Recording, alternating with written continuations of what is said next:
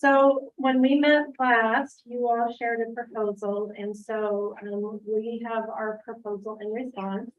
And I'm not going to necessarily read piece by piece, but I'm just going to kind of walk through, and then we can talk about timing and that sort of thing. We do have lunch coming about noon. And so even if we're at caucus at that point in time, we can gather and then kind of separate and that sort of thing. We may have to set a couple tables up and we can put it over there. It's just pizza and salad, real simple. Where's the pizza from? American Dream. Just gotta prepare mine. For palate. And cookies are coming too. So. American Dream.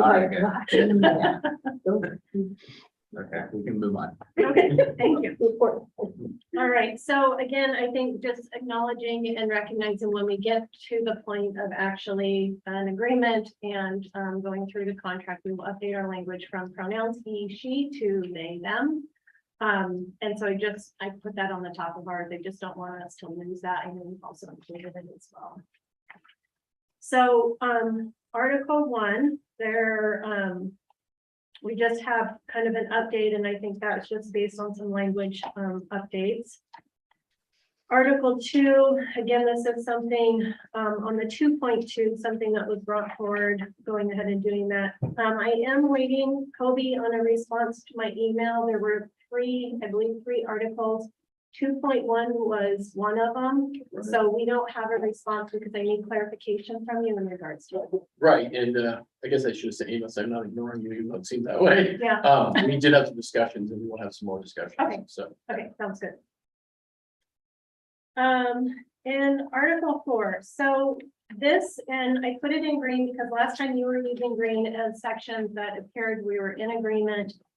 This is based on our MOA that we did last time, all the way through. There are a couple of spots that you will see that have underlines. So for example, 4.4, they're very minor, but it was in our MOA and I don't believe it was in yours. So I just truly copied the MOA language and I underlined just to identify that piece of it.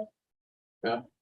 So that's why you will see that is green. Again, that all comes from the MOA from Trier. Article 5, again, just really kind of some minor wording updates.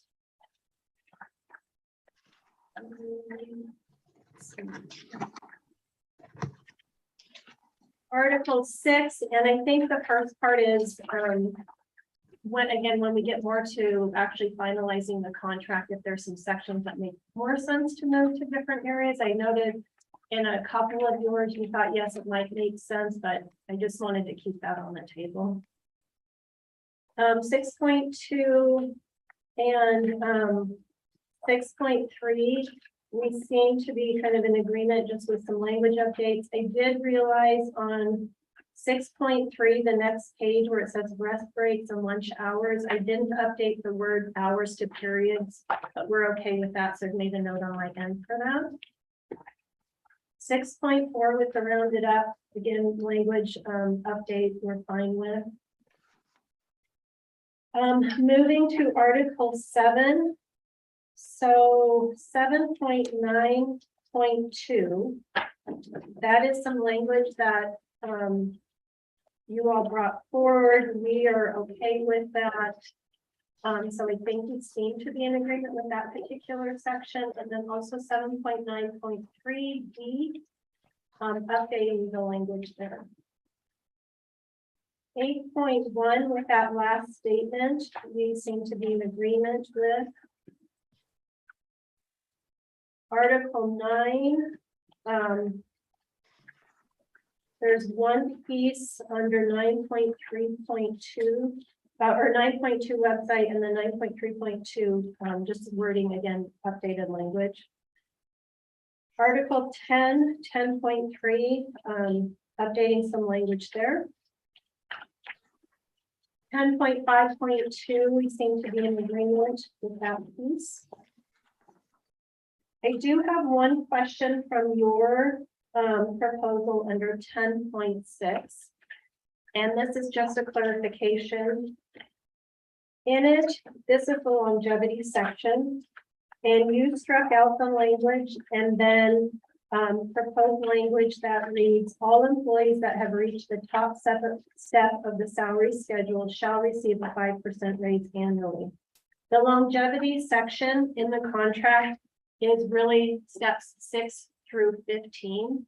And so my question for you was, when you all think longevity based on that language, is that truly the section? So you're taking anyone out who's on step 6 up, because it's the 3 years for each step. And anyone who's on step 6A, we call them 6A, 6B, 6C, just to see the progression. Anyone who's on like 6B or 6A would fall under your new language. Is that what you're proposing? That's what we needed some clarification so we understood that. This refers to the top step, I believe, because technically 6A, those aren't longevity, those are more of a punishment in my mind, because they, well, it is, you're in the same thing, you don't get anything for 3 years, that's just longevity of Okay, not having to update salary.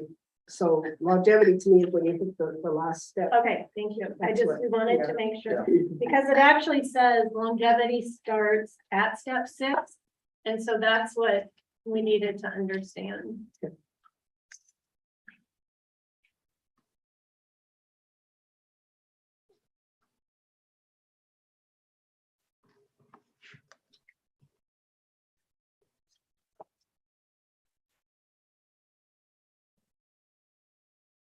Then, let's see, 10.9. This is some updated language, some proposed language that we seem to be in agreement with. 10.14, we seem to be in agreement. 10.15 is a response to some proposed language you had included. Specifically for us around fingerprinting is the district will cover, so the new language that we're proposing there. Article 11, I know that you had a lot of other pieces within your proposal. I did put the green because at least for the dollar amount, the last time we met, we were in agreement so we could start sharing that with members. So I wanted to note that piece. Article 12, continuing with our proposal, and this really is just a continuation of what we agreed to prior to an MOA with the Juneteenth holiday. Article 13, again, there's different proposals in language. Our focus was around individuals not losing vacation time, and then also providing advance notification. Article 14, you had proposed under 14.310 closure emergency days.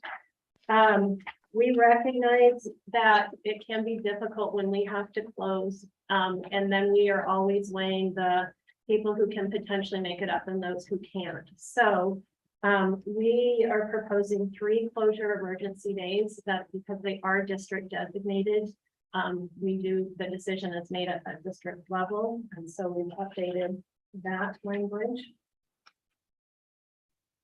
14.7. In one piece, there's some updated language it seems we're in agreement with, and we have recognized based on how it's used, is it can be done in 15-minute increments. I think last time I explained, if truly we're talking 15 minutes, I would encourage an employee and supervisor to work out flexing within the week. No need necessarily to do that, but it certainly is an option. 14.9, just clarifying, again, following law. 14.10 is our earlier proposal as well. 15.3, that was adding and the union, that is appropriate, and I think we're in agreement there. 15.6. Just updating and clarifying that information. Article 16, we brought some language forward in updating, and I believe last time you were in agreement with some of the updates. Let's see. Article 17, just updating the one that we're in agreement with, the one additional word. Article 18 is our response into providing enough uniforms to our staff who need it. Article 21 and 22 were also articles, Toby, that were where I needed some clarification from you. So we didn't have any proposed language until we got that information. And then there were just some updated wording and then also days. And that's what we've highlighted that we're in agreement with. Article 13 on safety, we provided, I think this is what we provided last time in response based on the proposal. One thing I did want to note under number 4, you will see the last line is grade. That was actually left out of your proposal, but it's actually in the contract. And I think there was part of your proposal talked about giving a break.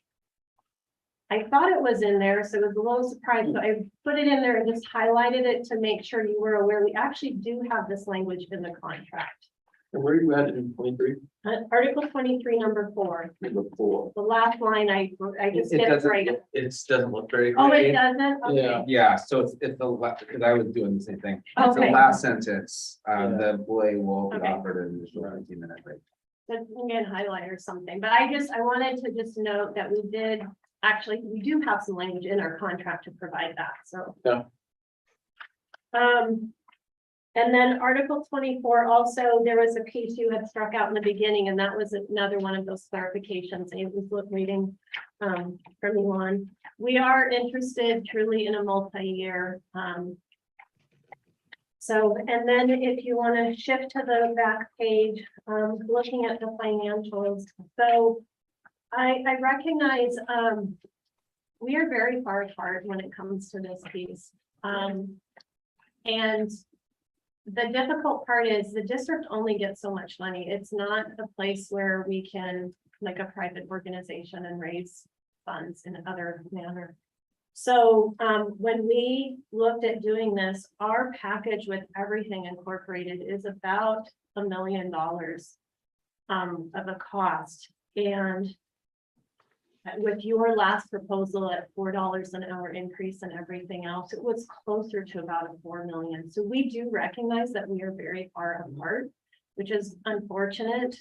But we also have to make sure that we can afford to pay our employees, and looking at other ways and that we can be able to support. We know, I mean, people come to work for a school district because it's for the kids and it's important work. And we've got great people doing that. And we want to provide the environment also that supports them in other ways. And we look at a total kind of a full compensation and package, that sort of thing. So this is a slight increase from the last time.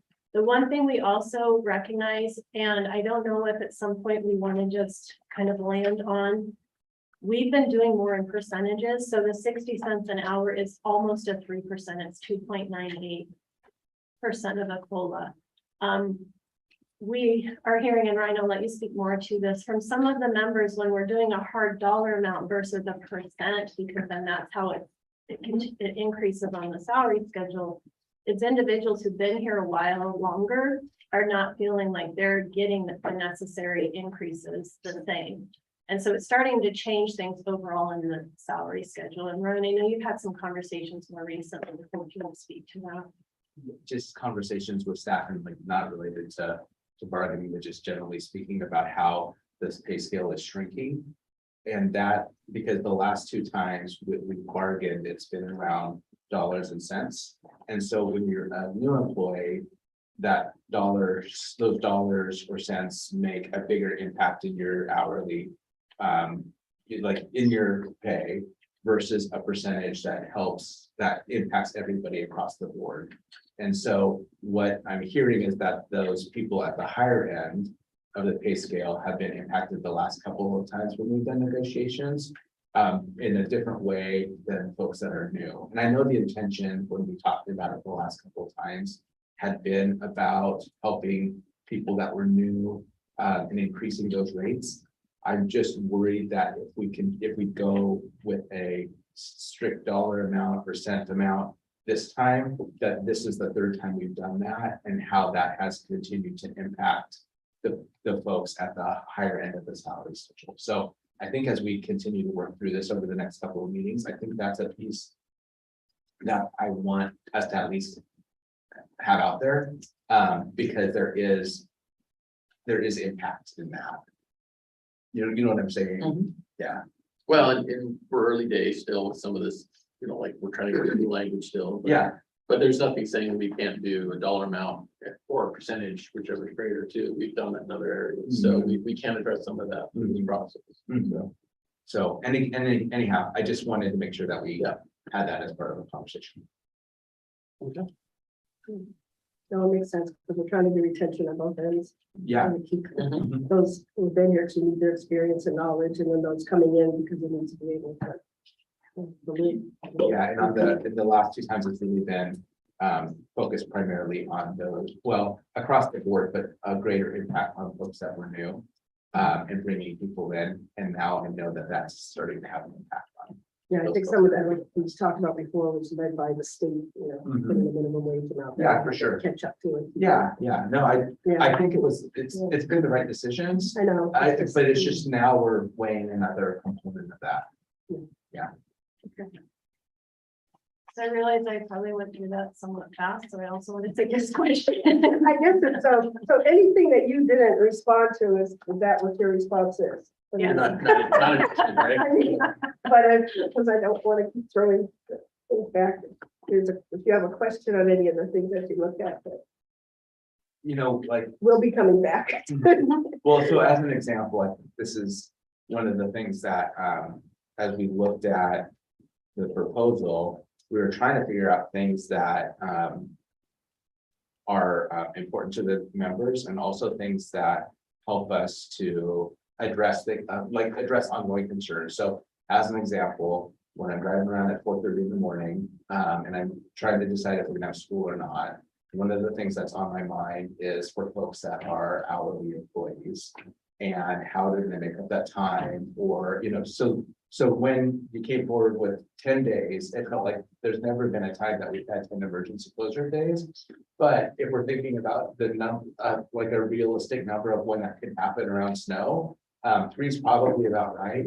And it helps us to be able to address it and not have it impact one group in a different way than it impacts another group, right? And so as we've looked at the proposal, we're trying to think about things that address that also kind of have been ongoing concerns over time that we've noticed. And that's one that I've noticed or I've worried about when I try to make decisions about whether or not we have school. And so this helps us as a whole to be able to make sure that you're covered in your hourly rates, and we're also making decisions about when it's safe to come to school. So that's, as an example, that's what we're trying to look at as we're looking at the proposal. Because that's never felt great, to be honest. No, because it's hard when they tell you in the city to stay home, but yet we're coming in, and then sometimes we get in there and then we're sent home. And I've never liked it, No, and I haven't felt good about it, and we just, and I think in our proposal, we're trying to resolve it. and I think the 10 days came from because like with COVID, and we keep reading now where there could be other things down the road. So that was sort of for your sake too, as well, to have something in place Yeah, that you could go back to instead of like what happened this year where we go hit, oh, for 10 days you just. yeah. Well, and I was thinking about just over the last 6 years now, beyond COVID, that's something that's come up every time. Yes. And then we talk about it and we meet about it, and then we try to resolve it on the back end. Now it's just taken care of on the front end. And when I'm trying to decide if we run buses or not, I can make that decision without even having to factor that in anymore. Yeah, so the safety of one group is equal to the safety of Yeah, everybody. yeah. And kids coming to school. Okay. So. All right, well, you give us something to look at here, I so. guess I just wanted to ask you about one of the things. Oh. If you want to have these questions come up, then like, you go back and forth. It's the thing with the money for degrees. Mhm. What was your thinking behind not even considering that? I mean, it just, Well, right I'm now, we're so curious. far apart financially, that it's not that we're completely close to it, but until we can recognize and see that there's maybe some other things, I think we'd want to talk more about it because as we discussed it even last time, we had like lots of questions and what about this and what about that? So we're open to it, but right now we're not ready to because we already are getting max. We are max, like where we're at with our cost. That's another cost. So then we have to look at, well, where else are we possibly changing things? So trying to give as much as we can to all, because we also know that doesn't impact everyone. So that's the other thing. what else? Okay. So. When we start with that, when we say 11:30 and then we'll kind of. I don't think that clock's right. No, it's not. It's 11:20. So do you wanna, We'll run till noon, Lunch is at and then we can noon, come back again and give you a problem before. okay, Okay. sounds good. So we'll just wait till, we'll come back at noon. Yeah. Once the food's here. Yeah. Progress report. Right. Okay, cool. Is it okay if I set up a couple tables? and like more? Yeah, I think our goal is gonna be to try to get a few things to you at that time, so that we might have more to do, but you have something to do too. That sounds good. Okay, I'm gonna come back and then just do that before you get started. Okay. Oh, where did the Yeah, tables? I go? have Hey, Jennifer. Yeah. Please stop. Mary, are we switching over to the other caucus room? To the caucus room thing, yes. So out of this Zoom into the other, got it? Yep.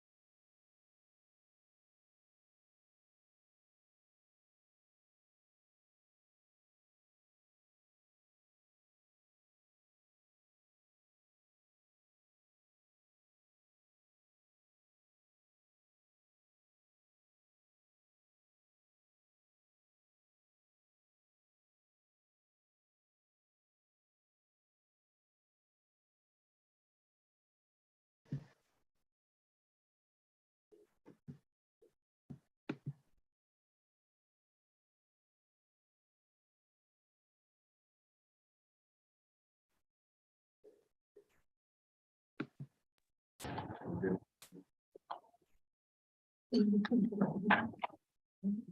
sort of went, we got about as far, I think 14 or 15. Okay. We were looking, but, and some of it, was, we can look at and see was financial. There might just be a few questions on that, but then a lot of it was just wording, and we just wanted to ask some whys or and what the problem may be with our request. And I think the first one we kind of looked at was 1.2 under the where new classified job titles proposed, and a representative association shall give approval before any of the bargaining unit status changes are made. Is this just because it would be a new position that you don't see it as affecting what is currently in place, or what's the doing? No, I would say our practice is, I think we're very collaborative. When anything comes up, change, new position, whatever, we always have a conversation. But going back to what Hobie talked about before, is we're not always going to be here. And so sometimes when you put new language in, you also create potentially different relationships. And sometimes I think language such as shall is a lot harsher. My hope is practice would continue that way, but it's not always in our best interest to want to add language into a contract. And to me, this is adding something that I think right now what we are doing works. And again, I don't think there's any intention of changing that. I think it's in our best interest to work together. This just feels really kind of harsher the way it's written. So let me ask this question. So moving back to existing language, you're saying that your practice has been when these pop up, or you might want to move a position into a confidential space, you reach out to the association. But we both agree that there's laws that dictate what is Mhm. in it, right? I Yep. mean, regardless of this, Yep. right? So, okay. Yeah. Okay. Yeah. Right. Thank you.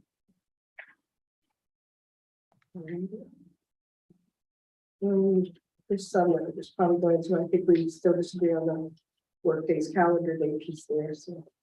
Under the substitute temporary employees. Oh, right. Mhm. And then 1.5.4 that we wanted to strike. Mhm.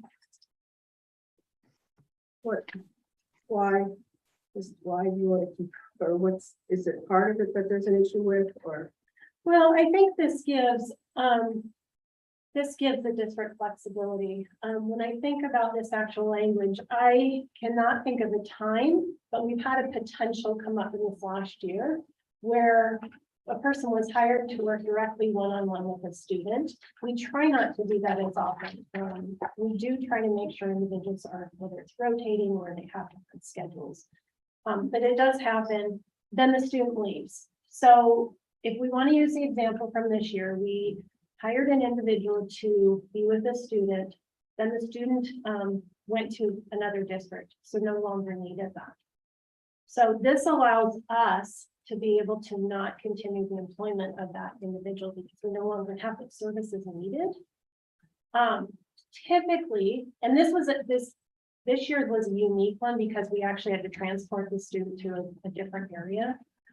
But this would have given us that flexibility to do it. If it's in a building, many times we have other needs and we can just shift the person into kind of another role or to another building type of thing. I don't want to lose the flexibility necessarily. And I think it's hard though, when you're hired as employees for the district and then they're starting to be covered everything, instead they should be hired by the district, not hired for a student, and I just see it as a. No, I understand Yeah. that, and I don't think we try to do it, but there is times, and again, just not wanting to lose the flexibility. Thank you.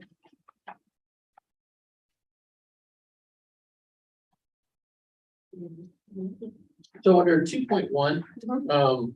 I think it's one of the questions you asked me a question about. Can you reiterate your concern with we'll start at the top, striking specifically. So it's, if you remember last time, there was a couple different articles, I think there's 3 or 4 sections in here.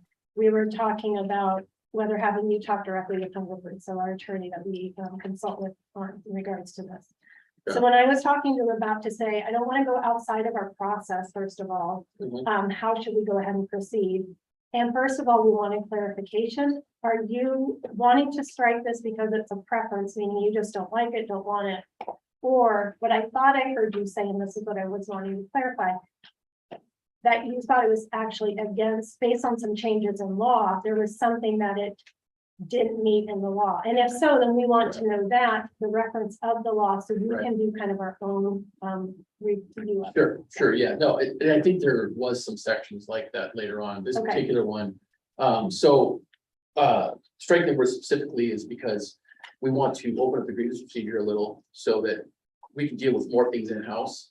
Because when you limit it to just the written word, what happens is, yes, districts think this is great for us because it's not in here, we don't want more grievances, right?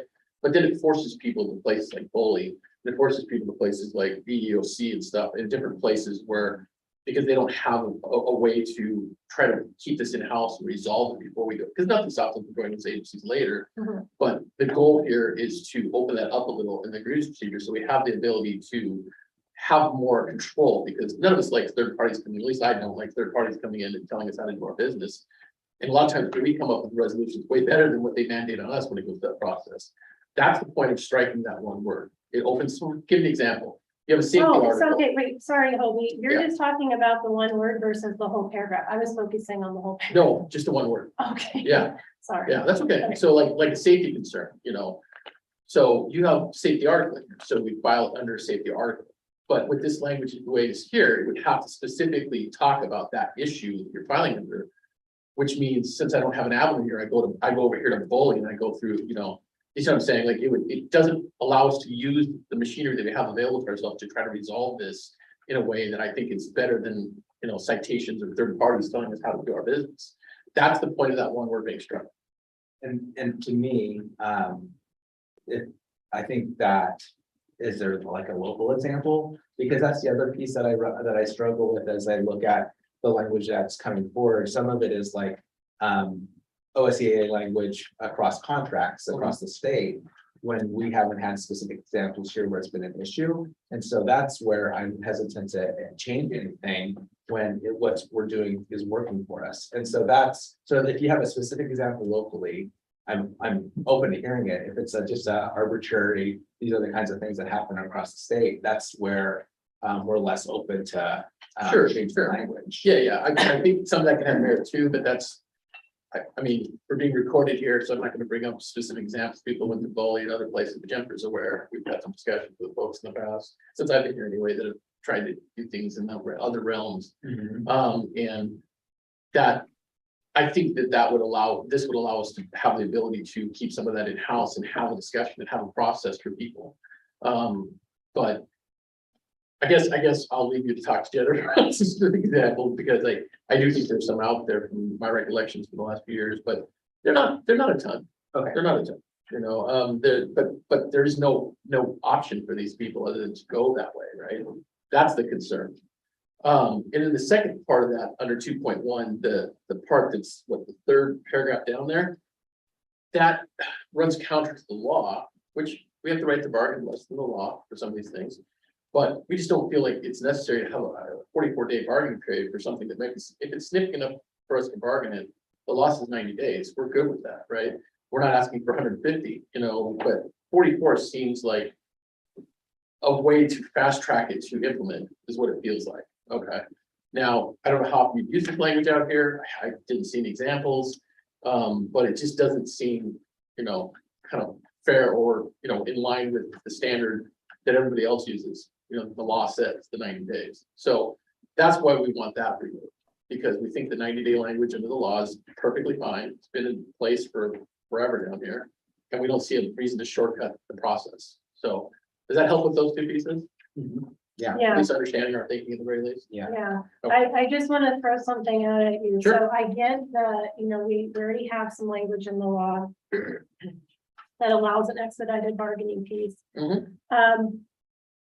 Thinking about this, I could see where, and we've run into this throughout the state, but in our district, and Mary, I know you were here when we've had to cut days in the middle of the year because it was sort of a budgetary Right. emergency.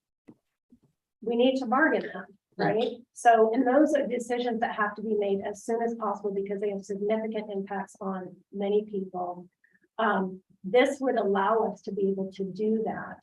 And so, again, it provides flexibility. I don't think we're always I mean, we've been such a collaborative Yeah, I relationship agree. in this district that I think we always try to figure out how to resolve things at a level early on, continued conversations.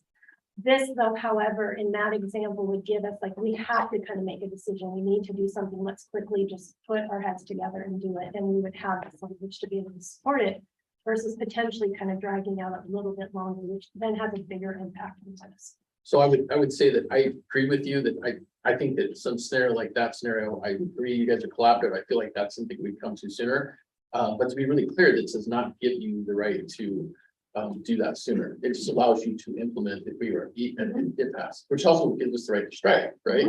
So I mean, again, I see it, it's keeping the status quo of the law as being very, helpful because it's one set of rules for everybody, right? Like, I don't have this anywhere on the study, we had 90 days, and I can't imagine, based on the relationship I know you and Mary have, you guys not sitting down and Mary trying to stall you out, or you trying to stall her out for longer. Typically, 9 times out of 10, we talk and you guys figure it out, you guys let me know, so, it's one of those situations where you guys are pretty good working collaboratively. I don't see that being a problem, but that's our concern. I mean, at least, at the very least, where our concern is. Yeah, and I understand what you're saying. We can look at other language as well. I Yeah, just had a thought, we have the ORS, I mean, it's straightforward. Yeah. and then there's also was the, Oh, so down below here. yeah, that's the. If you notice, if you go down to RO, well, I don't know if you have your proposal in front, our proposal in front of you, but we added a sentence at the bottom that says that these are the rights management has essentially, unless we modify or change somewhere else in the agreement, so we don't end up with conflicts, right? That's my concern. You brought up a point about, well, yeah, but you always tell me you have these things in the law, which one of the contract. Fair point.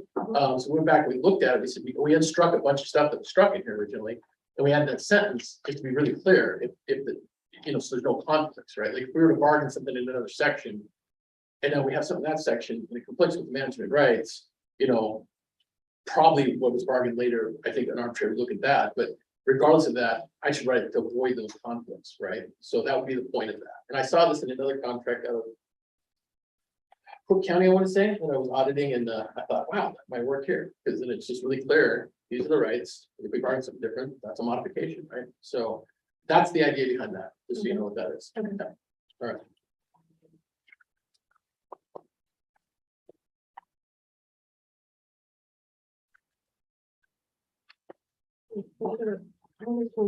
Read, you wanted to read the current language in place, no changes, you're running about 3.5, districts are not contract having bargaining unit work during lifetime of agreement.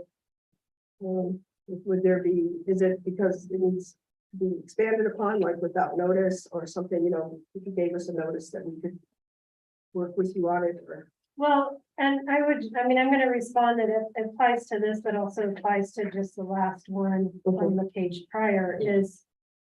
I'm not sure it's language that's needed. I mean, what's in here is what's, for example, what are the rights we've already identified and agreed. It feels like it's just an additional statement, and the same thing with contracting. We already have language above. And there's also law as far as all these steps that have to be gone through as well.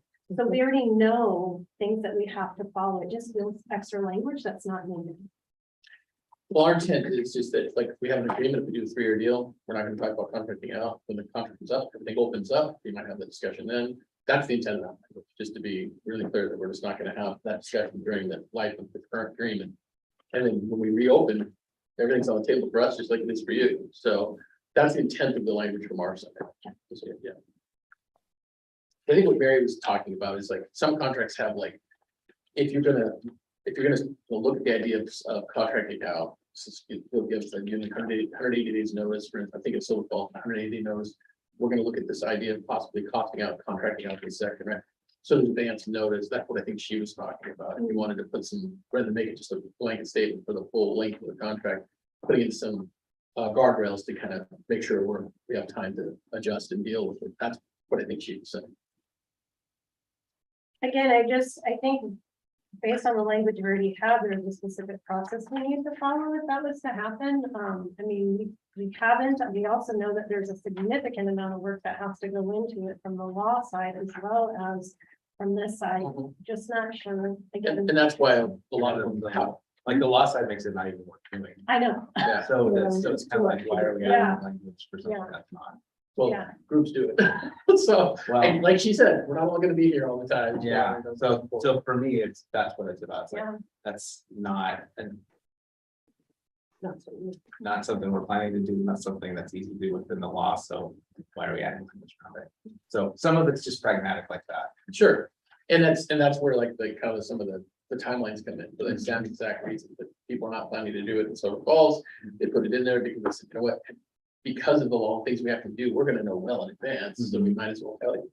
And, And that was and, the and I, idea. and I agree with that, I just don't know about why, still, I don't know why they would have added language to yeah. reaffirm what they've already. So, Can I- right, Can I ask a question? sure, Who did you Um, say? I wanted to ask a question, and I'm gonna apologize if I don't put it together very well. In hearing a few things, you know, when a lot of these that we're asking because a concern has been raised, potentially whether, let me reroute how I'm going with this. When these contracts are done and agreed to, just as a flow of order, do you, as the bargaining team and the management team, meet with the principals and program directors and review the contracts with them and any changes and expectations for universal even implementation? Yes. Yes. Okay. Sound. yeah, Yes, yeah, we do. We meet with them and go through it by article, answer questions, give a little bit of the information, and like the backstory about how we talked about it. Yeah, so we, do that as long as I've been here. I'm sure probably as long as you've been here. Because we It's don't just want people to have the information. And the other thing that comes up is because, we also get calls, on a regular basis for clarification too. Chris. I realize I've never asked that, and I just, you know, a lot of times when some of these are raised, asking us to bring them forward to either get clarification within the contract, you know, to flesh it out a little bit more, it frequently seems to be that maybe some interpretations are being done at different levels, which interpretations happen when we do our jobs, it's a norm.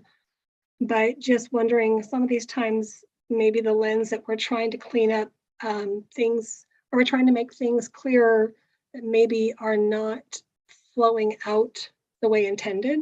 I might not be saying that very well. I'm sorry. Well, and I would say, to that's where the conversations between Mary and Jennifer on a regular basis are so important. Once language is in a contract, it never comes out of a contract. And so to add a ton of language that's never going to come out, that makes this less manageable as we work through it. That's what we're trying to account for as well. So that's another piece of this, that it's not, from the district perspective, it's not a benefit to add a ton of language to a contract. And so we're trying to be able to make sure that the communication channels are continue to be strong, so we can address questions as they come up in a responsive way. And that's maybe one of the pieces that comes up, or that people are wondering about as we're working through some of this language. Did that answer your question? It did. I think that's one lens, I think, and and not necessarily a bad one. But our lens is that we frequently are hearing from people that things aren't necessarily implemented the same across different buildings and programs. And so instead of always having to try to get things, I'm just saying, I'm not going to say it very well. There's a lens there that putting the clarifications in there maybe keeps it from having to go that farther. If we're frequently seeing it happen, that maybe the clarification is needed. Just a thought. So I hear you. Okay. I think it sort of falls into, we're under 4.11, the miscellaneous piece. The first part's how we had was E, because that has been happening. And I know it. Where are you at? On Sorry. 4.11, we had added a. Oh, miscellaneous 4 point left. Yeah, Yeah, thanks. 4.11. I kept just thinking, There's A, B, C, D, and E. yeah, That hasn't shown up anywhere, but under either, that was done, and it was done to employees, and it caused some things to happen that shouldn't have happened, but I mean, the fact that this happened at all, and then the pieces that were presented to employees were, it wasn't done kindly, it was done without union knowing, and it was just hurtful, and, you know, I just would like to see that something like that, or some other way to word it, or whatever needs to be in there, so that when you do go over these things with administrators, they understand how this is. It should have been given to them clearly. They should have, some of the stuff was subjective, some of it was, like I said, hurtful. And they should have been able to have someone there with them and not just be railed on by their principals. So a couple, probably questions for clarification. Mary, you and I have dealt with a couple different scenarios. One, and this is one I need clarity as far as your intent for this language, was not done by administration. I'm assuming that's different because that came about in a whole different way that I think we've dealt with. You're referring to administrators or supervisors doing some sort of anonymous survey? Some did it, and some, the survey was done by other staff, but then bought to the administrator and they used it. Okay. So, you know, it's just been maybe an understanding that, to me, it skirted the Sure. employees' rights, number one. And I Sure. just think, because I might be mad at you tomorrow and I might say something, which was what some of it was. There was a few people that didn't get their own way, but yet that is what was pulled from this Mhm. survey. It shouldn't have been, you know, done the way it was. It should, to me, it should come from you all, or some guidance from you all when things like this are done with employees. And that was just why I was trying to think where we could put this or how we can get this. Yeah, well, and then before, I mean, I have a thought, but before I need to make sure, so there's other situations where I've seen, where departments have done a survey, or even a school, but based on areas. So Right. it's not individually specific, they're trying to gather information. How is our customer service in our department? Right. How is the response time? How is, you know, how are you greeted, whatever, right? And to me, that's different because you're getting different information. Now, sometimes information will come out about a specific person, or depending on how many are in that area. And if you are sharing that, you're sharing feedback, because I think sometimes, I do believe employees do not go into their job to want to do a crappy job, or to be mean, or to be spiteful, or anything, right? The intent should be positive. And sometimes they may be doing or behaving a certain way that they don't realize it's coming across that way. So I do believe giving feedback to individuals is helpful to say, hey, I'm not sure you're aware, this is how you are coming across. Let's figure out different ways we can go about doing that. To me, that's different, but I'm wondering if some of that came out of this. And so that's why I want to understand before I I have. think it did. I think it was the way it was presented, you know, afterward. Number one, some of them were just definitely pointed, Okay, and they were trying to get, and then they pulled from it exactly what they wanted to pull from it.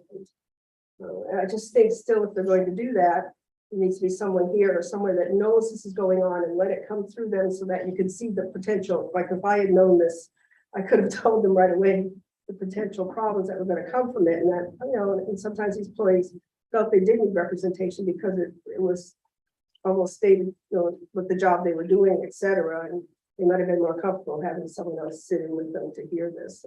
And so I don't know how, if it's a way, how we can do it, but you know, like you have any other thoughts or things. I would say, like, I think if you're talking about a survey where it's not specific to a person, I think that is different. Mhm. But I mean, evaluations technically is management function, right? It's not our job. Right. So, I mean, there's that problem too, right, but, yeah, I think Mary said most of the points. I would just point out those two things. I mean, surveys to get feedback for totally Mhm. understood, right? But evaluation shouldn't be our work, you know, so. So what I would, I mean, I don't think we would be interested in putting this type of specific language, but I hear the concern, and we have an evaluation handbook. That maybe what we do is we look at putting some language in there as guidance for our supervisors and administrators. And if there is a need to gather some information, even to talk through strategies to do it in a way that is supportive, right? Again, I do think giving feedback to employees can be helpful because they don't believe they truly are intending to do something and we're gonna play. So. And if you guys could come up with something like that in the handbook, we could even have something that just says, for evaluations, please see handbook, right? You're like pointing back to it so they don't get confused of what we're supposed to be doing. We can even have that. Yeah, but you know that the minute you do that, then the evaluation handbook becomes a part of the grievance process. So I still would want to work together to make sure that we're meeting those needs, but I don't think I want it specifically referenced in the contract. But then it's like, if this happens and it needs to be something, we should be able to do if this is happening to an employee or something that we can look at further. I mean, that If there is process, something from the contract or even, a complaint, right, there's certainly processes to allow for that. So I don't, and we're not shutting any of those. I didn't know, did anyone else have on these top four? Did you want to address the reasons you don't want the top four there? Well, part of it we have to do, right? We follow policies, we have to follow law. Again, we're not looking to add language to the contract necessarily. And so, really, that's our piece. We spent so much time on this particular article anyway prior that we're not looking to want to add language that we don't need to.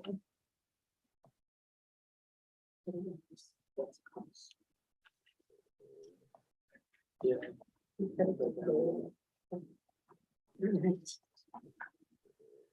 All right, now under Article 5, under reclass. Mhm. Up at the top of the first sentence where it says, higher position currently in existence or could leave the salary placement is incorrect. Why? This is, Yeah, so it goes back to, this leaves it wide open the way it's currently written, and I think last time, you all brought it forward, I had inquired about a timeline, so someone 10 years down the road doesn't come back. There's significant amount of work to go back and review someone's placement based on contract language, that sort of thing. We certainly want to ensure people are placed correctly. If someone had a question, we want to look at that, but to me, this just left it too wide open.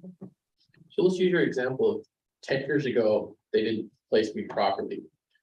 I bring to this committee and you agree. I don't know what happened there. You're right.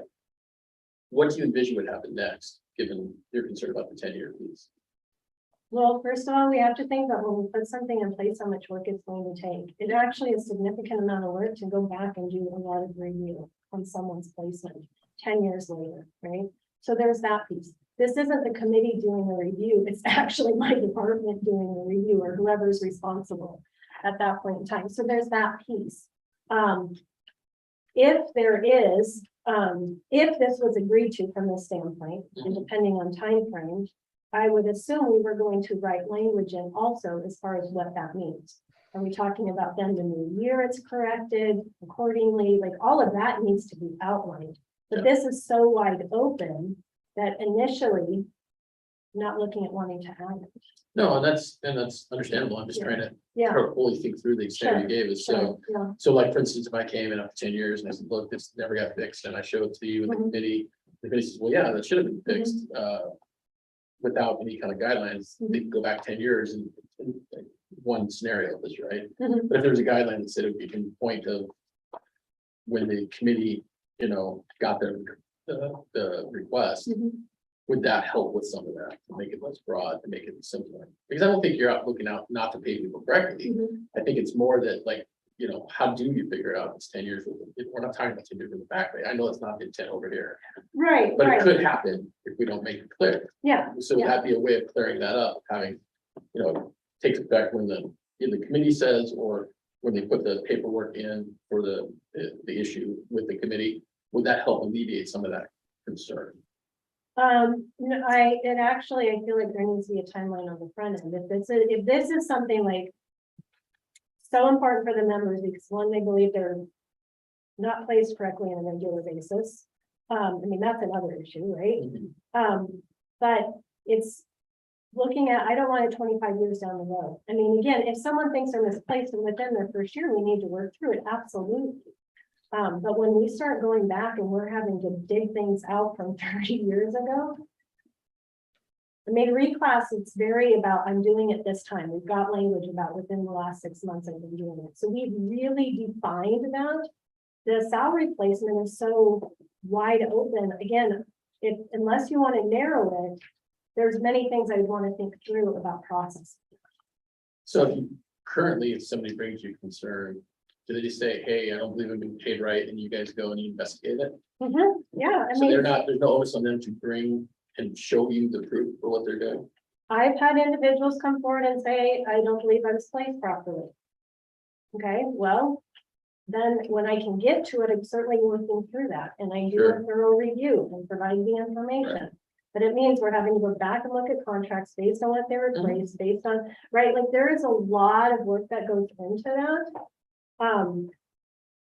But we do it, again, we try to be responsive to the Right. employees.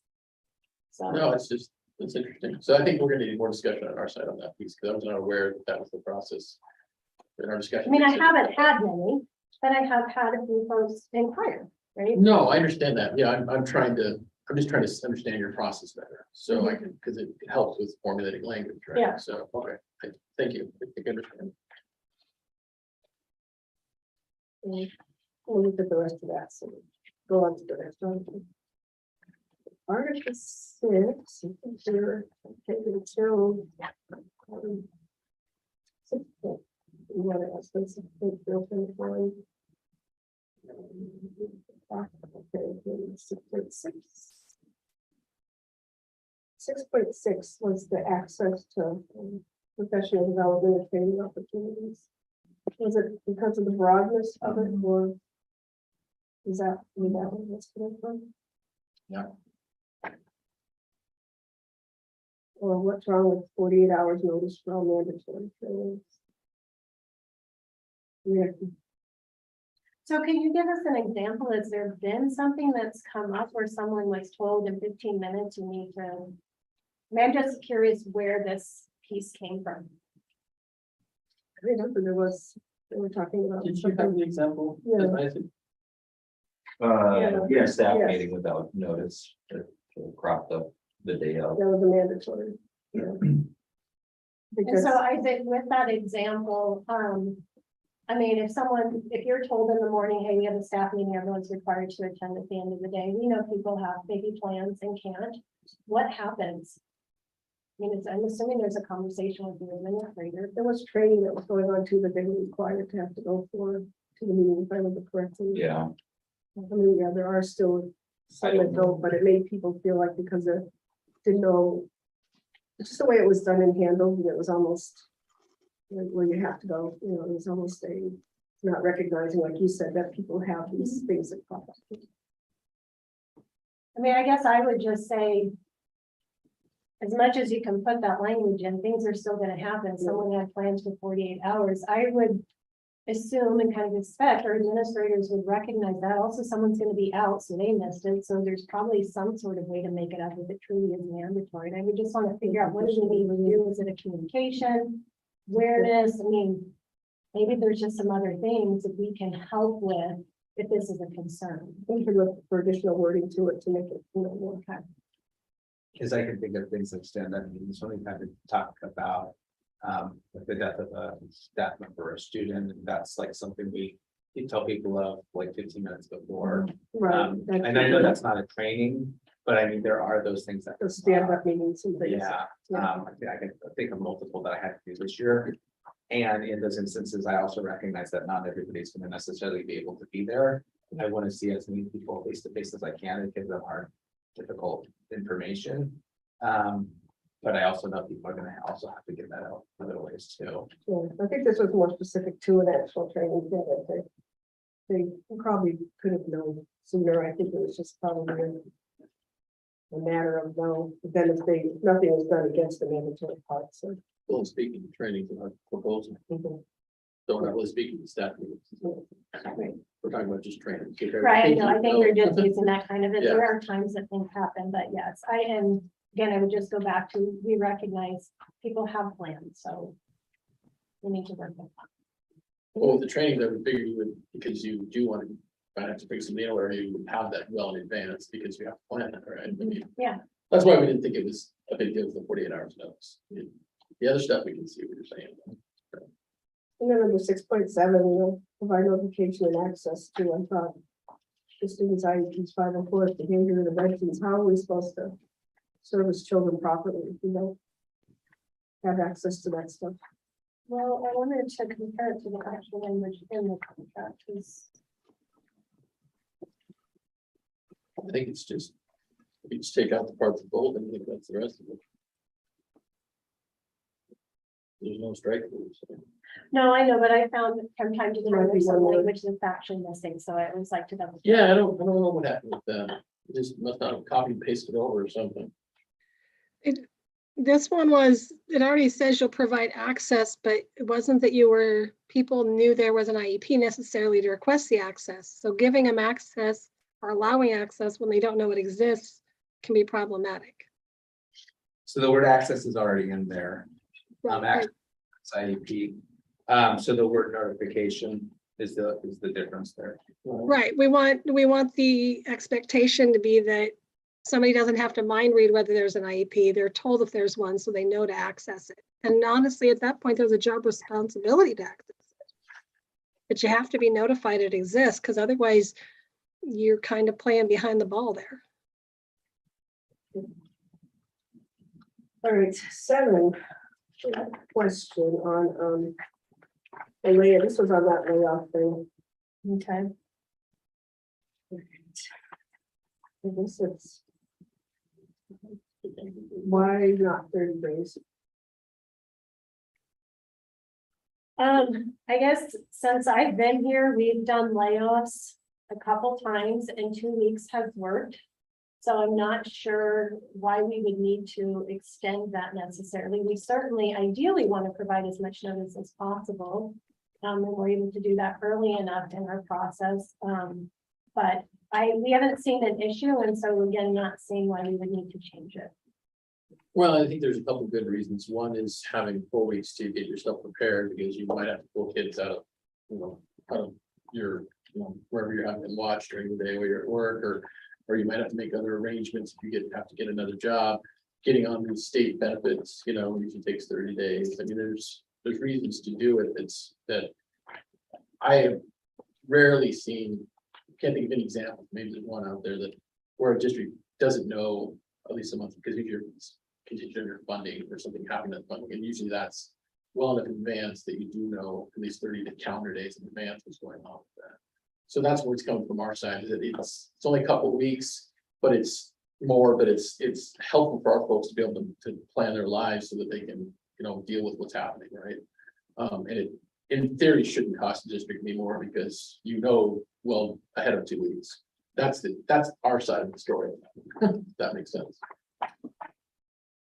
And then under 7.9.3, there's the laid off employer, their agent did not respond within, it was 7 calendar. We thought 10 work days would be good because one of, the person's not had to go, something in the family, or they're not here, like 2 weeks would probably be the longest, someone may be gone, so that would be like 10 working days. So we thought that 10 days would be preferable as opposed to 7. That was what our thinking on that was. Yeah, I've seen where people say, you're gonna be laid off for a couple of months, and, oh, okay, so then they got in this particular instance, I'm thinking of, they had an alien, elderly relative. We're laid off, we're gonna come over to St. Louis, we're gonna take care of them for a couple of weeks, and then, until you get situated what you need to do, and then we'll come back. They come back to a notice that, they had 5 days in that instance, and, it was too late, right, and they didn't know, right, is that gonna happen often? Probably not, but that's kind of the thinking, is that most people, they had no clue, they were told they're gonna be laid off for months, right?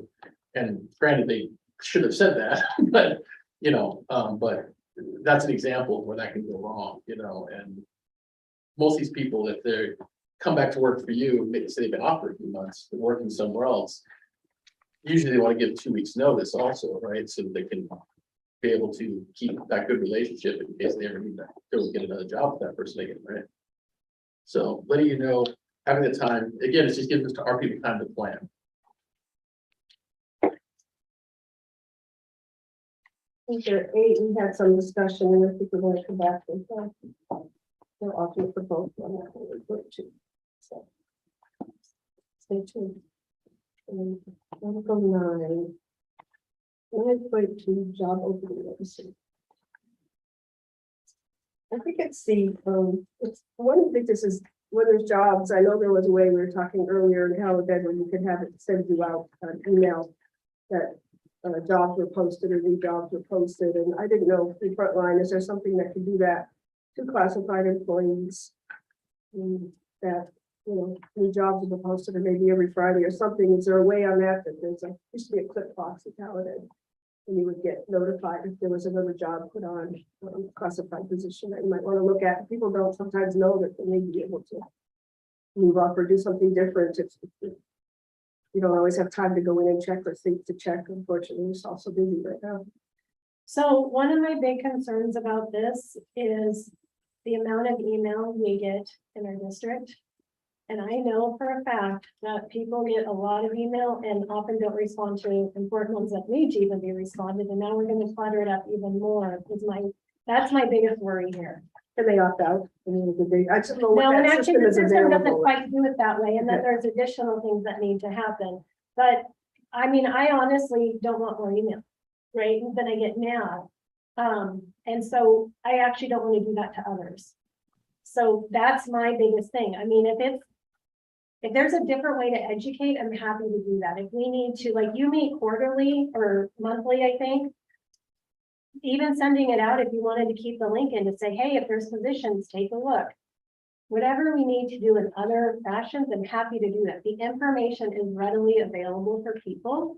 But to add more email when I know people aren't responding in a timely fashion now, I'm not necessarily interested in setting that up. And the part of the districtal interview, when we wanted to add all qualified internal candidates for a position, and I think qualified is the important word here. I would think that you would want to. Within a position, and you're going to look at the ones who apply. So I don't think it needs to just say 2 or at least 2. It just seems that the word all would mean, of course, you have to interview everybody because that's not true, based on experience and based on highly qualified candidates. So I know we spent quite a bit of time last time on this and actually added this language where we didn't necessarily have it prior. When I think sometimes about conversations I've had with people who are interviewed over and over and over, because we needed to interview internals and they aren't necessarily the most qualified. I mean, there's other conversations we could have about that, but one, I don't think that's fair to the individual. I think it takes time away from others. I also think qualified sometimes can be subjective based on people's interpretation. So I know the intent is to want to give people an opportunity, and we certainly want to do that. But I'm not sure necessarily doing it for all is always the best use of everyone's time. Well, and the other piece down below there where it talks about getting notified so they can find their skills and stuff, that should, in theory, cut down on that. Because if they're all qualified, but this one person sees 3 more skills than these other people, and you make them aware of that so they can go out and seek those skills on their own, that should cut down on some of that, I would think too, unless they're not doing it, of course. But like Mary said, I think we go back to who's qualified for the job that we had posted, right? So So this language we put in last time. So what kind of feedback have you had since then related to that? Because again, do you mean when you were partying with Jill? Because yeah, you did last time, but that was last year for me. So no, okay, the whole contract. gotcha. Yeah. So are there ways of addressing that? Because I think what we're trying to do is not have somebody interview repeatedly and not get a job and feel like they're not meeting that's hard to take, right? And I also understand wanting people to have the opportunity. And so is there somewhere sort of in the middle that you've heard from people since we put this in? I think some of it is they're not hearing back why. I mean, they are getting, some personal phone calls saying, we went another way and there's this candidate, but it's not, how does it help you if you don't hear when this is what you need, this is what you may have needed to do, or to help so that we're still growing our own, because then we see someone from the outside be pulled in when you believe that you have the qualifications or were able to learn to do this job. And I think it may be just some way to help people that have been here progress and move on. I think that's been the biggest thing people have got from this is a lot of times they can see who was interviewed and see why they weren't selected if they, knew the job was there at all. But it's why truly didn't I, was it something? So I thought we wrote the language so individuals can ask. I'm just wondering if that's not being taken advantage of. I think sometimes it's hard when you hear it because it hurts, and sometimes you don't think clearly enough to say, and then you'll sit down for a little bit and go, and then you just don't want to because you're upset. I think that's the part, but I think, yeah, it just doesn't seem like there's another way for them to do it. I wish we could think of a better. So one thing, I mean, we always are willing to offer is if someone doesn't want to hear it directly from the hiring supervisor, they can always contact HR, look at their paperwork, talk about interviews. I mean, we are always open to that. And sometimes it's easier to have sort of a different party shared up. We have done that. We certainly are open to it. It might be if you're hearing it to encourage individuals to do that. But I feel like our language actually does allow for the feedback. It's part of it. It's when the person is notified, because everyone is notified somewhere in the process. If they got the job or got an interview, not if it's been filled. So there's always a notification that goes out, even if it's email.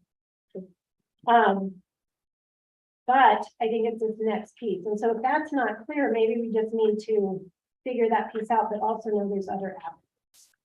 Well, we put has been notified in there, because I seem to recall in the discussion that they contract, there's people saying they're not. notified. And I would certainly want to look at that because our system is supposed to, once we hire and close a position, if they weren't interviewed, those folks even get a notification. Now, whether that's going to spam, I don't know. Right. But we always try to make sure that there is some sort of notification because I don't want people just sitting and wondering, right? That's not. Yeah, because So- I did hear that. Then so- I would really be interested in knowing a little Okay. bit more detail so we can do some research and figure out what's Okay. happening. Why they weren't kidding. And then the other question I had kind of was what you're talking right about, same people being interviewed over and over, whether it's two or all, what stops that? If I'm the person who interviews, what's my happen? Even with two, I could be one of the two that's always getting interviewed again, right? Like, you see what I'm saying? Yeah, And so how does, whether it's all, because what I've found, when I look at most of this in most areas, you get 3 or 4 people, usually is the high water mark, that want to transfer internally, right? So it's not a huge number to begin with. So maybe all is not even necessary, maybe 5 would be fine, right? But in just kind of thinking through it, but nothing stops from those people still applying, right? Even if there's just 2 and you're Yeah. interviewing them, right? I mean, yeah, well, but then like, in response to that, Mary just talked about how you get the call that you didn't get the job and it's hard to ask for feedback. And I mean, in some ways I don't think that there's a perfect solution here. no, I We're agree. gonna try to find what that balance is. So that's, Yeah, I'm just saying, but even under your scenario, they could still apply and get interviewed again and again. I mean, yeah, that is you know, that's, I hear that and I understand that, but I'm just saying, I don't know how what we have stops that either, so. If I I don't could throw out there too, is I would just say that any kind of rejection, whether, and I'm going to put that word on it, you don't get a job. A lot of people will take that as a rejection. And right now, especially as we put a trauma lens on it, if you hear from somebody you didn't get a job, a lot of times someone's first trauma response to that is going to be to shut down. It's not going to be to ask questions. And as the caring workplace that I know we are, instead of waiting for somebody who maybe is cycling that in their own trauma, if you will, is putting in something where we do a follow-up with those employees. And by we, I don't know who I mean, because that is just good worker-employer relationship to make sure that they're not struggling with the trauma lens on that and maybe internalizing lack within themselves that isn't really the issue. I guess I just think we could put a different lens on it from a different way. And maybe it's not in the contract and just more in our practice. yeah, the thing I'm taking away from this is just the concept, the piece about what's the way to communicate with staff, why they didn't get the position and how does that kind of fit within this? That's the piece that. And like the theme I'm hearing as we're talking through it. Yeah, it's certainly part of it, and I think making sure they're getting notified, obviously, which is your intent, it sounds like. Yeah, Because they're adults, they need to ask, if they want to find out skills, I think that's fair. But just making sure they're getting a notification is another piece of that too, so. All right, what you got next? All right, well, what we know is part financial, but it's about the proficiency of 3 to 5 languages. I remember last time when we went through all this, there was not much difference between the numbers 3, 4, 5 or whatever. So was that when you looked at it, was the financial component? As to why? No, that I was think there? our numbers are the first. Yeah, the first three The are first three, significantly big. English, Spanish and Arabic are way, Were they higher. way high? way Yeah, higher sure, than thinking those but not others. 3 or 5. Because those other 48 are, or 48 languages are significantly different in the percentages. And so those 4, 5, and 6 could be always changing. It's not static like those 3 are. So that's the piece where Right. With that in mind, are we going to keep a clear distinction on asking employees who don't speak those top 3 languages, but do speak other languages, and how we ask them to potentially assist with interpreting or other things and using those skills? What's our current practice around that, knowing we don't recognize that for financial help? Well, I'm not sure we're necessarily tracking everyone's languages that they speak. So I mean, I think that's one thing you're kind of asking within that. So without that information, unless someone comes forward and shares the information, we wouldn't have it. I think a lot of buildings likely know when their employees have other languages they speak and utilize them. I mean, we've seen it, just for an example, it's not been at my building for a while, but Hong Shaw was an example in our building. And I know she's now at Letitia Carson, but would frequently be pulled to interpret Chinese with families and stuff. It's not one of the top 3, but would frequently be doing those duties. We know it happens, and because they're not in the top 3 languages, they're not getting that extra differential pay.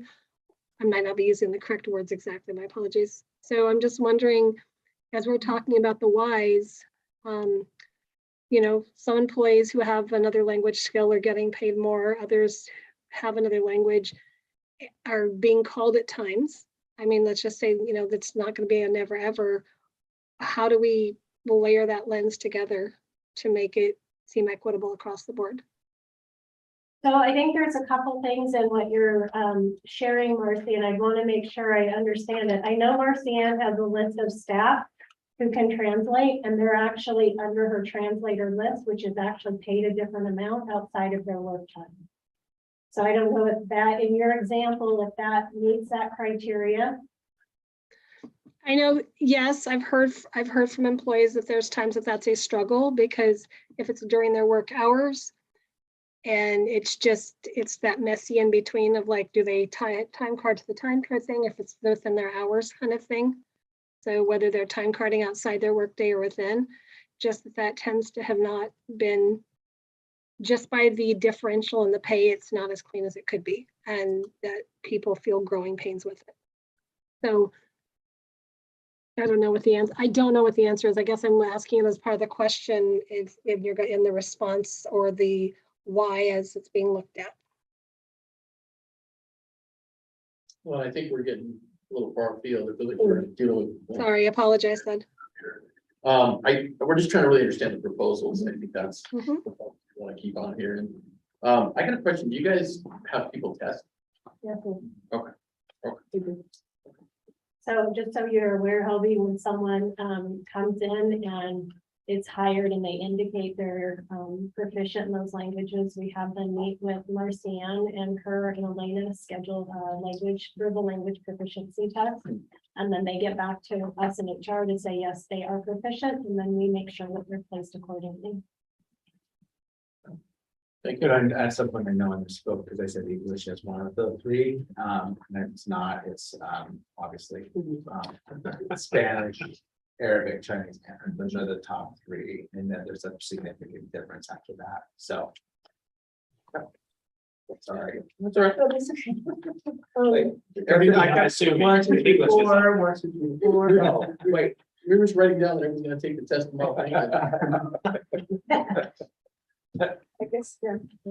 I know I'm gonna flop off. 10.2.2 That wasn't. Notification shall be given to the association of any employee denied a step because of job performance. It's why can't? Well, one, it's never happened since I've been here. So, and I would assume that if that was to happen, you and I certainly would be in conversation, I because I was- know you would hear I know, about it. that's what I was. But it's thinking. never happened, so again, we didn't think we needed to put in the language. Yeah, I think when we put it in there is we want to make it clear that that's considered discipline, so therefore. we Right, I don't mean, there would be want- other yeah. conversations happening anyway. Yeah. Before it got to that Yeah. point. Yeah. And the next one we already asked about. Yeah, talk about that one. Mm.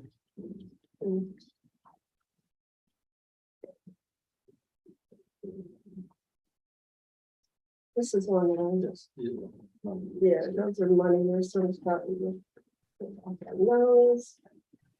There's a lot of ones. All right, under 10.17, favorite topic, weaponized body fluids and materials. I think the main thing about, you talked about moving the MOU back was that it wasn't just feces, it was or other bodily fluids as a weapon, because unfortunately it's gone past just the feces stage. So I think if I recall correctly, you guys are possibly interested in revisiting the MOU, but not putting in the contract. Obviously, we feel we're here to bargain a contract, we'll put in the contract, but setting that aside for a second, is there objection to whichever way we went to having a discussion about these other bodily materials, or are we specifically keeping it to the original MOU? Because that's the difference. Yeah, no, I think we would certainly be open to expanding the MOU. I think one, sadly, right, it's something we had to Yeah. bring forward. And such a weird thing to have to write, to be honest. But we wanted to make sure we were trying to do what we could to support employees in it, and I'm sorry to hear that it sounds like it's expanded. So we're open to that. I think we would prefer I think really long term is that it stops at some point. We won't need it in the contract. To have it as an MOU for a longer period of time, I mean, again, we're totally open to that particular piece. Is that the same with the COVID pandemic pay? MOU? Well, the pandemic pay, I think expired this year. I think it was, unless it was continuing, it expired in June. So I think if we want to revisit that, ideally, the pandemic will like no longer be needed in the contract. And so again, not wanting to put it in the contract for that, but we can certainly talk about that.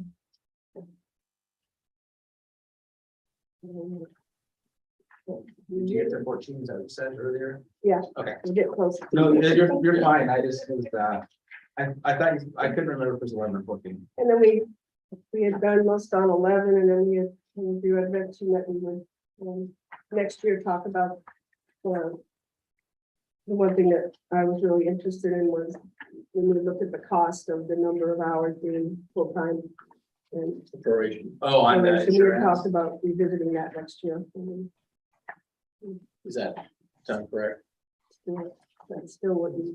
Still open to that as we think about a multi-year contract and we're still. Yeah. I mean, I think we were just trying to get the number of folks.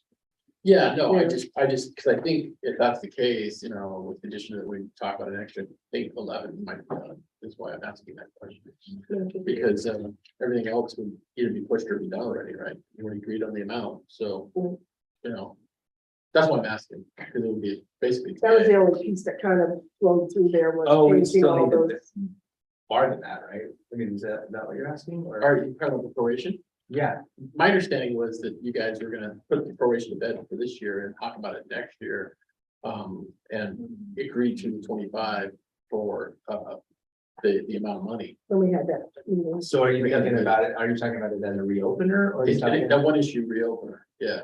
So I think that's not necessarily our understanding. Okay. I think that would be part of your proposal, if that's, Yeah. like we No, that's- proposed, That's what I'm asking. right, Yeah. the multi-year, and then we've identified, well, this year might be a financial reopener, this, if that's something of interest, we would see that maybe more. Okay. No, we're happy to propose it. we had different opinions on the Okay. committee here, and I wanted to clear it up here. Yeah, no, that was what we were trying to articulate. All right, okay. And, the holidays are. Sure.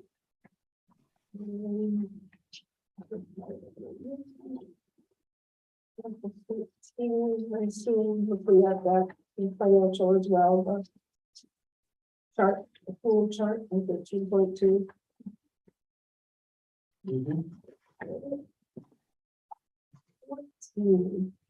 Bereavement.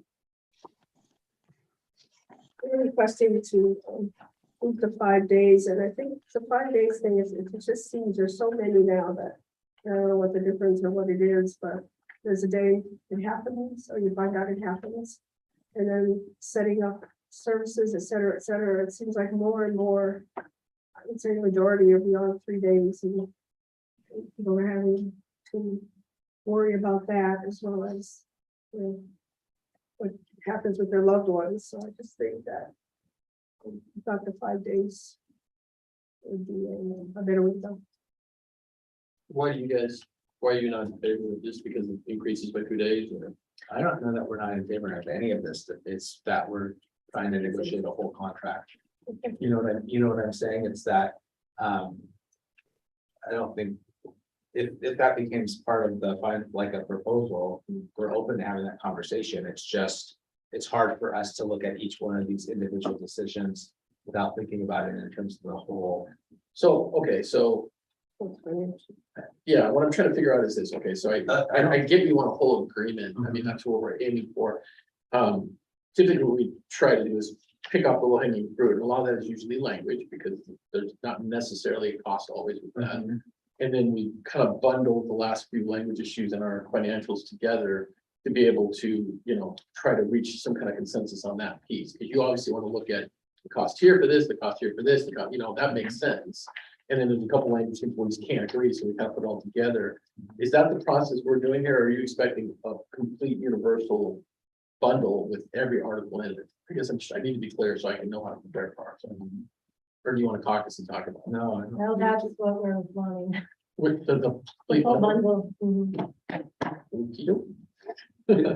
That will be a challenge, but we can do that. Well, but I think that's the benefit of us talking through kind of. the Yeah, I agree. thinking behind it, because I honestly feel like this has gotten us further towards kind of a better understanding of what's important, and you know, because when all articles come forward with language in each one of them, it's hard to identify what are those pieces that are not really working well that we need to address, which are pieces that are, we think are valuable, but not necessarily the context that we see here. I mean, those are the kinds of things we're trying to work through and talk through, because we want to be able, like, in my mind, contract negotiations are about resolving issues that need to be resolved and providing some level of clarity. But when every article is open, it's hard to do that. And so that's where, I don't know, I feel like I'm rambling a little bit, but we kind of get the sense of what having a proposal that includes all of the articles, so we can look at it and say, these are the things that are most important, and get to the brass tacks. That's what we're trying to better understand. I think it's hard on us is because it's not like, well, what is there other ones in those that you see as important, and none of those are coming up, and so that doesn't help guide us, so, you know, sort of to see if there's some consistency about things that you've seen that you should really, you know, you feel that we're looking in the right place. You know, I just think expecting these bundles with all these things, it's going to be unattainable in a short period of time. Well, but Mary, I would say in response to that is, we only brought forward a few items. You all brought every article with some sort of change. So for us, and I think we said in a number of places, we're not interested necessarily in looking at adding lots of language. If there's Right. areas we need to work on, maybe there's just some other things, but not always adding language. So that's why you're not seeing us say, yes, this one's super important, because it wasn't our initial piece. We're just trying to be responsive. So that's, and then again, because there's so much in here that you're wanting to add or change, I think we're wanting to hear from you in the end of like what is important coming forward. And This is a lot. I mean, they're true. This was the first time I've ever seen every article come through with the change in every single thing. And I would say that it's all important, that's why we put it across the table to you, but I would also say that, you know, you gotta have the voices on your side, we have 500. You know, it's gonna be. This is narrowed down from where it started. Oh, believe it yeah. or not. And we're trying, that's why I was kind of trying to get that clarity, because a lot of times we do language and then we do financials, because you know, language, we may not get everything or agree to everything, we may drop things on either side, but we tend to get closer, and then that, we put that to bed, then we focus on the financials and stuff, because typically that's where we have a lot more back and forth, you know, but I understand what you're saying about a full agreement. It's just that it becomes hard for us to do, even in these longer sessions, to get something back to you. Like, give an example, tomorrow I'm in Dallas, I have 3 hours of putting across them, they're putting 4 or 5 back to me, right?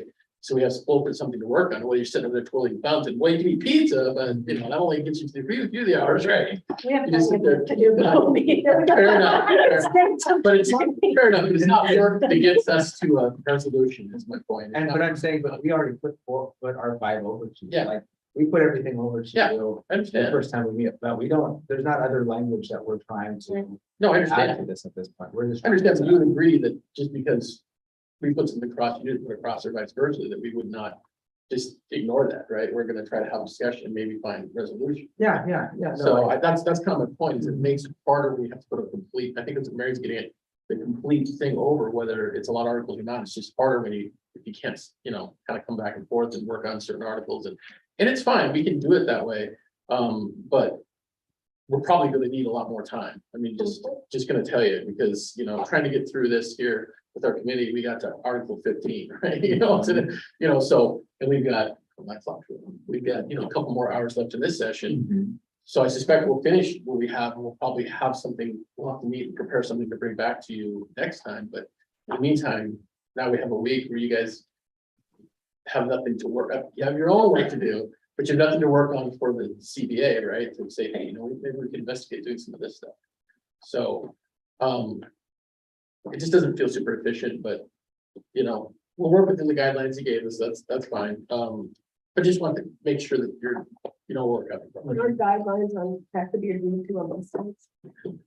Ground rules too. I Right, mean, they can say no, we can say no to certain things, so that's, you know. But okay, well, I just want to make sure you did that. We're going to finish at 14, so we can take a break and work on some more stuff here. yes. All right, for 14, I got a lot written down. It was financial, we talked about the needs. We talked about that in ourselves. Mary, what, can I just bring you back to the bereavement really quick and just ask, as you're thinking about pieces, based on a number of things you and I have looked at over time with absences, I'm wondering, this is super hard because this is someone who's grieving, right? When we're talking about bereavement, and so I do not want to make light of that. I also don't want to set it up so it's free reign. And I do not mean that disrespectfully, but I would not want to set anyone up for even a feeling of frustration from someone who did have a death that they need to attend to. And then based on how this particular is written, you're potentially giving them 10 days, 5 paid, 5 unpaid, that could be used over time. So now this individual potentially could be taking advantage 1 day a month or 2 days. So just as you think about that, again, it's difficult to talk about, but I also recognize sometimes it can set things up to not appear in the best of light for someone who's struggling with something. So I wanted to name that. Yeah, and I think that's That's totally. good feedback. from you. Yeah, that's totally reasonable, and I think this is where counter proposals help us, right? Because then we can see what you're thinking and try to, you know, find that middle ground, right? But just not responding, saying we're not responding to it makes it hard, because then we have to read your mind a little bit, you know, that makes it hard, so. And I think the next one is under 14.7. The next to the last paragraph where you put the district shall follow the Oregon sick leave, including mental health wellness days. That right now seems to be on a building to building basis, you know, depending on who the employee is, who the administrator is. I don't think it's being done consistently. And those are important days. If we haven't learned that through COVID, then we've learned nothing. And I just think that, Well, my question would be, is someone being denied their sick leave because I am not aware of it's it. not denied that way. I think it's when you're asking a lot of times for these days, you're under duress or you're not in the best condition right now, and you may not want to have to go in and I thought that we didn't really have to, I mean, how much explanation is required or how much guilt is supposed to be put on you? I just think it's been building by building. So that would be a good review for us with supervisors and administrators to just talk about that, because actually the way the law is written, that's incorporated. So I'm not sure it actually needs to be stated. I don't think that changes the practice you're talking about anyway. It sounds like it's more of an educational piece we need to do something new. Because there shouldn't be, if someone's sick, they're sick, whatever that looks like, whether it's physically, mentally, or, you know, that's what it is. So. Some days we just can't. So I think it just needs to. So something like that, if we just put a period after follow Oregon sick leave law, like up above where it talks about Oakland, Belmont, very similar kind of idea, would that be helpful? Because then they have a reference like they do for the above where it talks about Oakland and Belmont. Well, but the above reference is more of the definition of members, where again, it kind of goes back to one of your earlier things as far as we'll follow laws, we have to follow the law. So Right. again, not sure we have to, and if we're not, then there's process against that. So I'm just not sure the statement itself needs to be said. It sounds like we need to do some educating on our end. And review the process. And can I ask another follow-up with that? So when you said it doesn't feel like it's evenly applied, then it sounds like it's something that we need to share with all supervisors, not just with a specific one or two buildings, kind of. Right. Because that's different. Yeah, sometimes, what's right? considered. Okay. sick leave. So it's all supervisors. Mhm.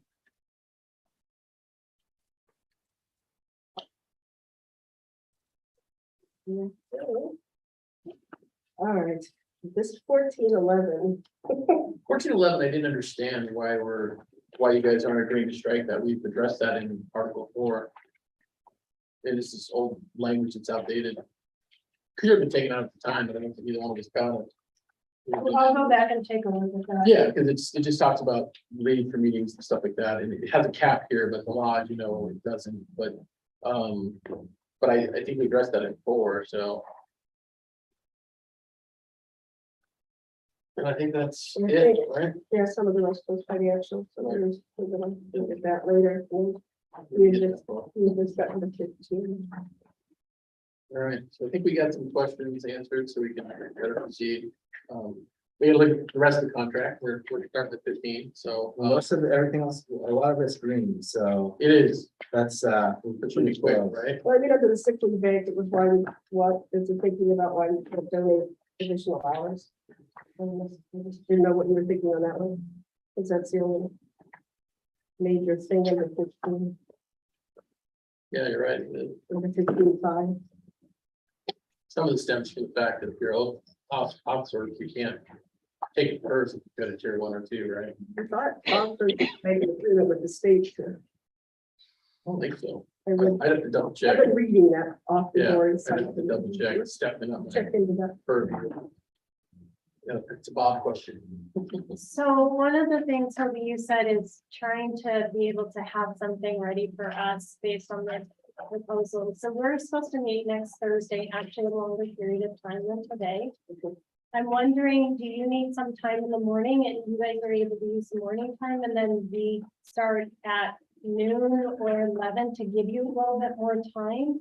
Potentially, I think the thing is that since now we're aware that we're doing the full packet, I think we're just gonna need more time. And that's just that simple, so. I do as much as I can. Because I was thinking I'd give you like 3 or 4 articles to work on when we were working on other ones, but that's not what you desire, so. I think, I don't think that's a bad idea unless I have another meeting, of course. Well, we are, I mean, not looking at extending it, I'm just saying, let's use the time differently.